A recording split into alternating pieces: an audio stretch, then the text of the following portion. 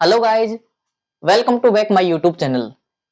जैसा कि हमने सबसे पहले टेंस के बारे में पढ़ा, फिर उसके बाद हमने वॉइस के बारे में जाना कि वॉइस होते क्या हैं और इनको किस प्रकार से बनाया जाता है। फिर हमने कुछ जर्नल इंफॉर्मेशन फ्रेमिंग क्वेश्चन के बारे में जानी।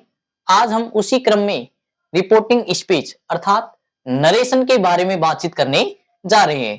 तो देखो, हम बात कर रहे हैं रिपोर्टिंग स्पीच या इनको कहते हैं नरेशन। और जो नरेशन होते हैं वो हमें पता है कि दो प्रकार के होते हैं।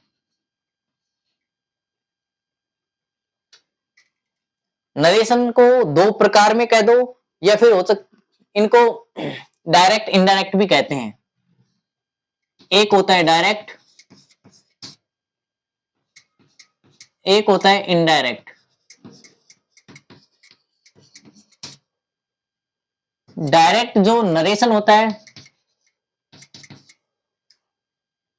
डायरेक्ट नरेशन में ये जो नरेशन होता है वो डायरेक्ट यानी बात को ज्यों के त्यों कहा जाता है। इसमें जो भी बात कही जाएगी वो ज्यों की त्यों कही जाती है।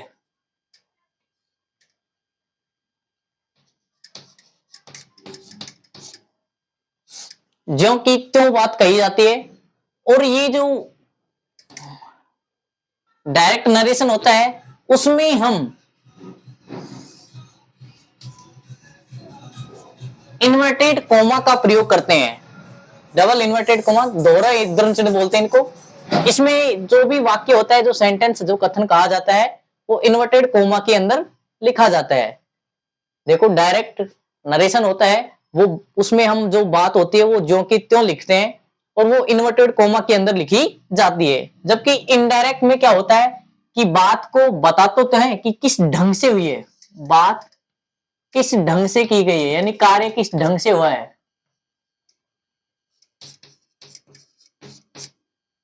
जो भी कार्य है वो किस ढंग से हुआ है, यानी उसी बात को कि ये कार्य इस ढंग से हुआ है, उसी को बात को हम वैसे के वैसे लिखते हैं। और इसमें हम इन्वर्टेड कोमा का प्रयोग नहीं करते हैं।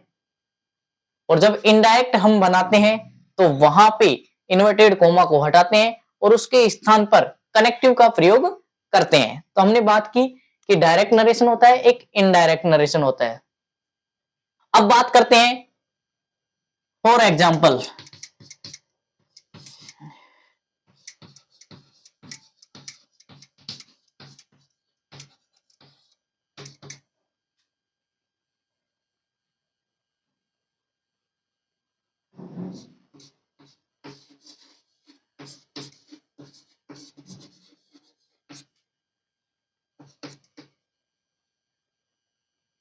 हम बात कर रहे हैं, देखो यहाँ पे नरेशन कह दो, लेकिन अब बात करते हैं स्पीच की। इसे स्पीच कहते हैं।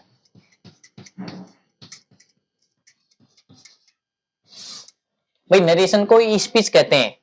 हम अच्छे से समझेंगे कि डायरेक्ट स्पीच क्या होता है और इनडायरेक्ट स्पीच होता क्या है।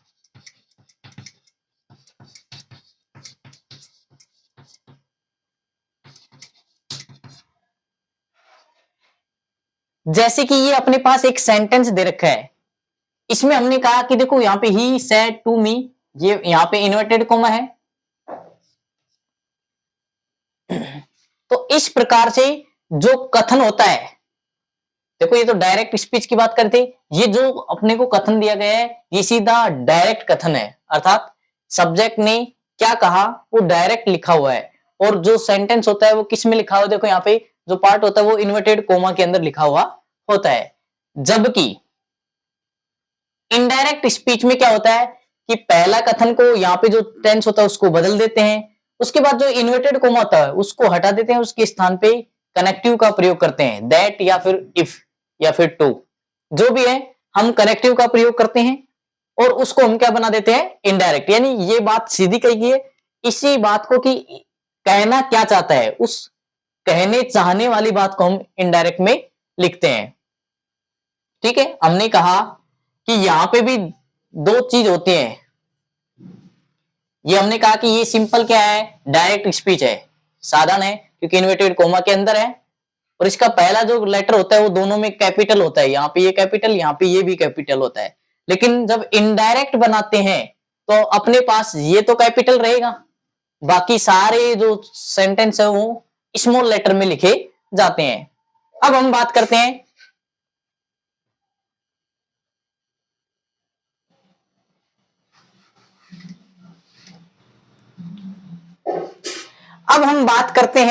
कि ये जो अपना सिंपल सेंटेंस है, इस सिंपल सेंटेंस में ये चीज क्या दे रखी है और ये इधर क्या है, तो इसमें भी दो पार्ट बांटे गए हैं। इसको भी दो हिस्से में बात कर सकते हैं हम।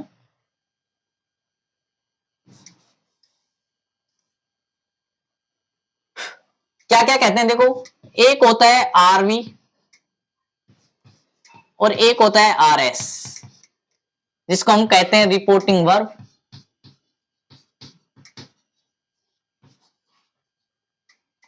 और एक होता है रिपोर्टिंग स्पीच।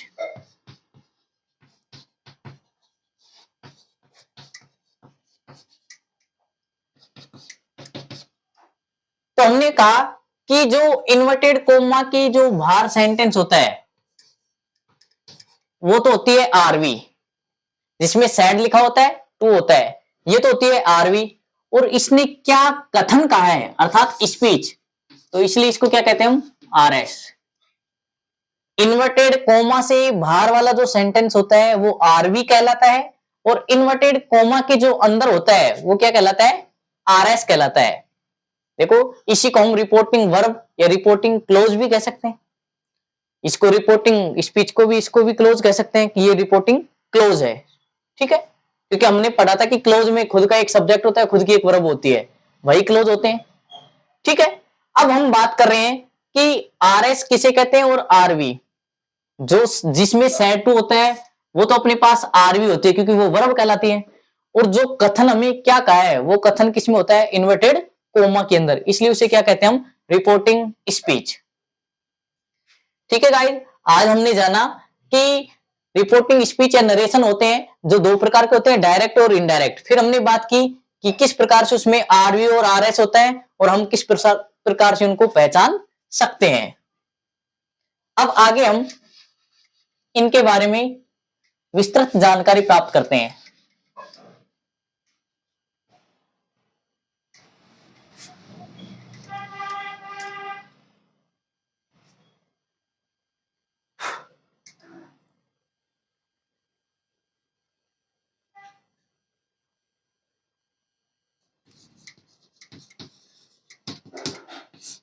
पहले नियम की बात करते हैं, नियमों के बारे में कि इसमें होता क्या है।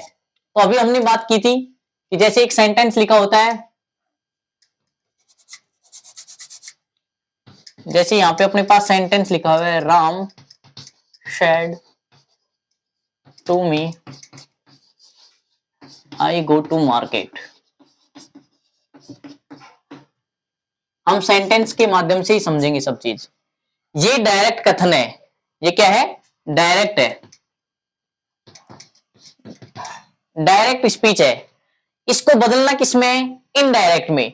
तो सबसे पहला नियम, हम सामान्य नियम की बात करते हैं कि डायरेक्ट इनडायरेक्ट को बदला कैसे जाता है, यानी डायरेक्ट से इनडायरेक्ट में कैसे बदलें। तो हमने कहा कि सबसे पहले जो पहला जो परिवर्तन होता है वो होता है सैड टू को बदलना। अब यहाँ पे सैड टू हो सकता है, से टू हो सकता है, सेज हो सकता है। ठीक है, से हो सकता है, सैड हो सकता है या सेज हो सकता है। सबसे पहला परिवर्तन यही होता है कि हमें सबसे पहले क्या करना चाहिए, अपने सैड टू को बदल लेना चाहिए। नंबर 2, जो इन्वर्टेड कोमा होता है उसको हटा देते हैं। इस इन्वर्टेड कोमा को यहां से हटा देते हैं, और इन्वर्टेड कोमा को हटाने के लिए, यानी जो अपना इन्वर्टेड कोमा होता है इसको क्या कर देते हैं, हटा देते हैं। और हटा देते हैं तो उसके स्थान पे हम किसका प्रयोग करते हैं, कनेक्टिव।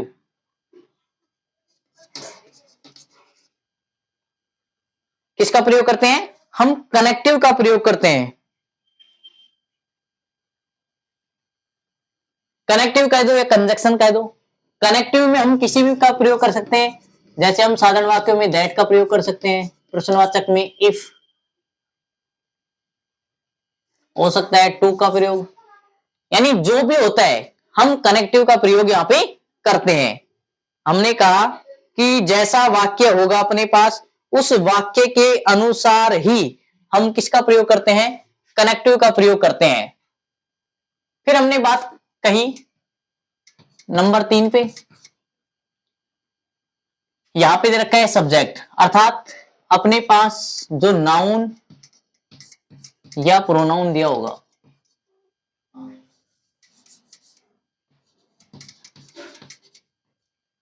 जो अपने पास नाउन या प्रोनाउन होता है उसको बदलते हैं, और वो भी किसके अनुसार, जैसा नाउन होगा उसके अनुसार। और इसका पता है हमें, प्रोनाउन चेंज करने का एक ही फॉर्मूला है, सन/123। ठीक है, फर्स्ट पर्सन सब्जेक्ट के अनुसार, सेकंड पर्सन ऑब्जेक्ट के अनुसार, और third person not change. Number 4, ये वर्ब है तो वर्ब यानी टेंस परिवर्तन, टेंस परिवर्तन अर्थात टेंस बदलते हैं इसमें।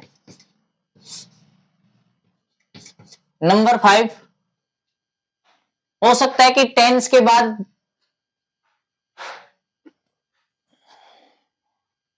भाई नाउन और प्रोनाउन संबंधी परिवर्तन हो गया, टेंस संबंधी परिवर्तन होगा, हो सकता है टाइम और डिस्टेंस यानी समय और दूरी संबंधी परिवर्तन, यानी समय दूरी संबंधी परिवर्तन, इस परिवर्तन को भी हम करते हैं। ठीक है, हमने बात कही कि जब डायरेक्ट से हम इनडायरेक्ट बनाते हैं तो अपने पास एक नियम होता है, जैसे इसको बना के देखते हैं एक बार। देखो हमने कहा कि सबसे पहले जो सब्जेक्ट हो तो उसको वैसे का वैसा लिख देते हैं, सब्जेक्ट का सब्जेक्ट हो गया। फिर हम कह रहे हैं बात सेड टू को, अब हम आगे जानकारी प्राप्त करेंगे। सेड टू को यहाँ पे हमें पता है कि टोल्ड में बदल रहे हैं, क्योंकि यहाँ पे सेड टू को टोल्ड में बदल जाता है क्योंकि साधारण वाक्य है। ठीक है, फिर हमने कहा कि बाकी क्या बच गया, ऑब्जेक्ट हमने लिख दिया वैसे का वैसा। उसके बाद हमने कहा कि इन्वर्टेड कोमा को उठाएंगे और कनेक्टिव लगाएंगे, और हमें पता है कि साधारण वाक्यों में कनेक्टिव किसका प्रयोग करते हैं, दैट का प्रयोग करते हैं। उसके बाद हमने कहा कि यहाँ पे आई दे रखा है यानी प्रोनाउन दे रखा है, और आई क्या है, फर्स्ट पर्सन। अभी बात करेंगे हम सबकी। फर्स्ट पर्सन होते हैं, देखो यहाँ फर्स्ट पर्सन किसके अनुसार चेंज होता है, सब्जेक्ट के अनुसार फर्स्ट पर्सन, और यहां सब्जेक्ट देखेंगे जो भी चेंज होगा यहां से होगा, ये सब्जेक्ट है ये ऑब्जेक्ट है। ठीक है, तो हमने कहा कि फर्स्ट पर्सन होता है जो सब्जेक्ट के अनुसार चेंज होता है, यदि यहां सेकंड पर्सन होता तो किसके अनुसार चेंज होता, ऑब्जेक्ट के अनुसार। ठीक है, और यदि यहां पे थर्ड पर्सन होता तो उसको नहीं बदलते हैं। अब first person second person third person होते क्या है वो अभी हम चर्चा करेंगे। तो हमने कहा कि देखो यहाँ पे हमने कहा कि फर्स्ट पर्सन आई दे रखा है और सब्जेक्ट क्या है, राम। यहाँ पे आई है यहाँ पे राम है, और राम का ऑब्जेक्ट क्या बनता है, वो सब्जेक्ट क्या बनता है, भाई राम मैस्कुलाइन है, पुल्लिंग है, तो राम का प्रोनाउंस क्या बनता है, ही।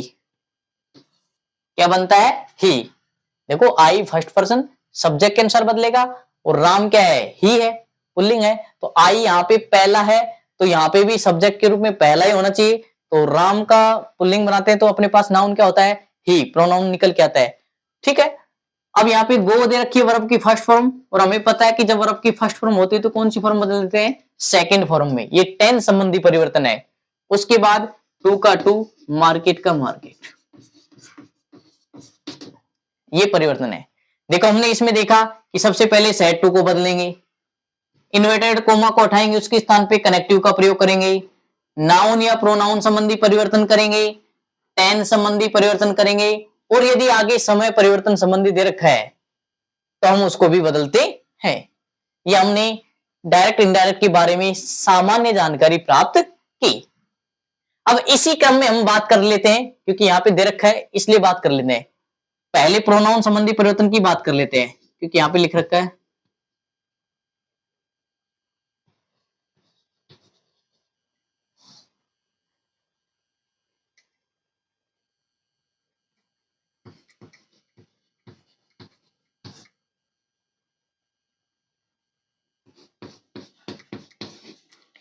पहली बात करते हैं नाउन या प्रोनाउन संबंधी परिवर्तन।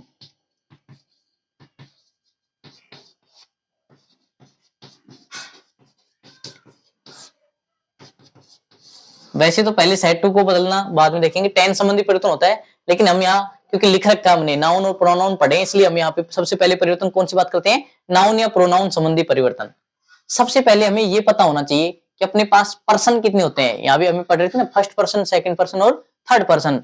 अर्थात हमें पता होना चाहिए कि पहला पर्सन क्या होता है, फर्स्ट पर्सन। इंग्लिश में पर्सन कितने प्रकार के होते हैं, 3 प्रकार के, फर्स्ट पर्सन, सेकंड पर्सन और थर्ड पर्सन।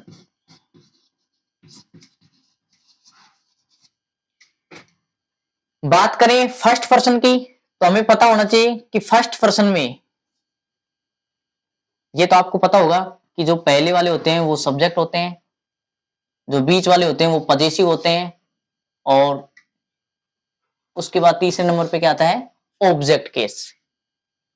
पहला सब्जेक्ट केस, पजेसिव और फिर ऑब्जेक्ट केस। तो हमने कहा कि फर्स्ट पर्सन कितने होते हैं, 2 होते हैं, एक तो आई होता है और एक वी होता है।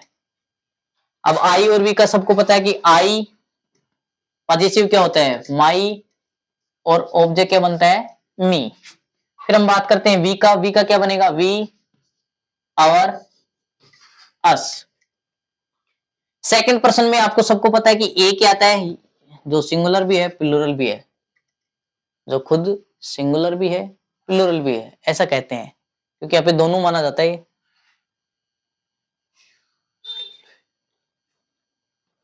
यू पजेसिव क्या होता है, योर, और थर्ड क्या होता है, यू, योर, यू। उसके बाद थर्ड पर्सन की बात करें तो ही और सी होते हैं, ही और सी। हमने बात की ही और सी की। ही हमें पता है कि पुल्लिंग मैस्कुलाइन और सी फीमाइन यानी स्त्रीलिंग। तो ही का क्या बन गया, ही, हिज, हिम, सी, हर, हर। फिर एक बचता है दे। दे का क्या बनता है, दे, देयर, देम। ठीक है।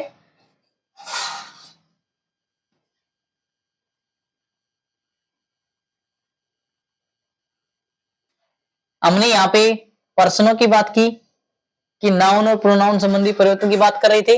हमने यहां देखा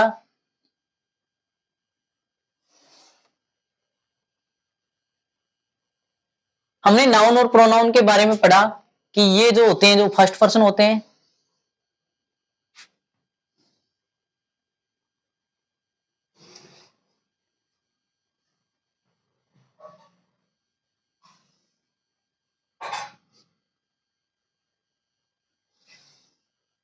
ठीक है गाइस। हमने यहां पे देखा कि फर्स्ट पर्सन क्या होते हैं, सेकंड पर्सन क्या होते हैं और थर्ड पर्सन क्या होते हैं। ये फर्स्ट पर्सन होता है जिसमें आई और वी आता है, सेकंड पर्सन में यू आता है और थर्ड पर्सन में ही, सी आता है, और इसको दे भी मान लो, चलो ठीक है। अब हम बात कह रहे थे कि फर्स्ट पर्सन,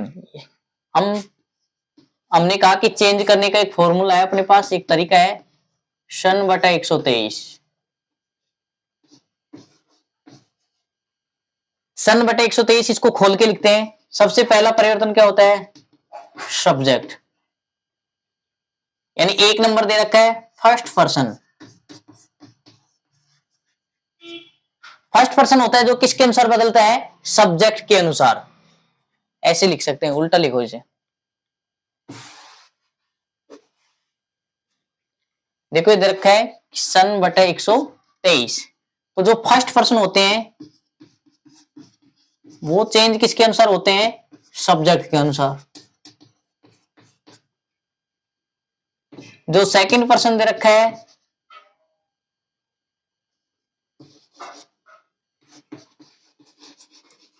वो हमें पता है यू है, वो किसके अनुसार चेंज होता है, ऑब्जेक्ट के अनुसार। और जो थर्ड पर्सन है वो क्या होता है, नोट चेंज।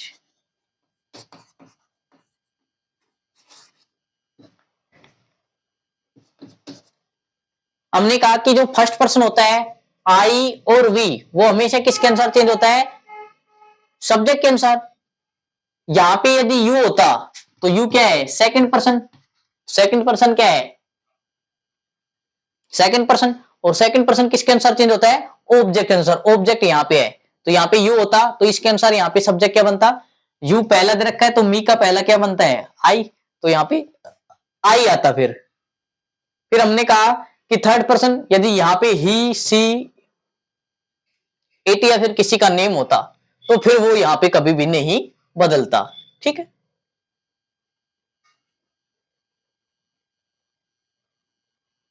एक बार इसे देखिए ध्यान से कि क्या दे रखा है, क्योंकि ये सारणी याद होनी चाहिए हमें।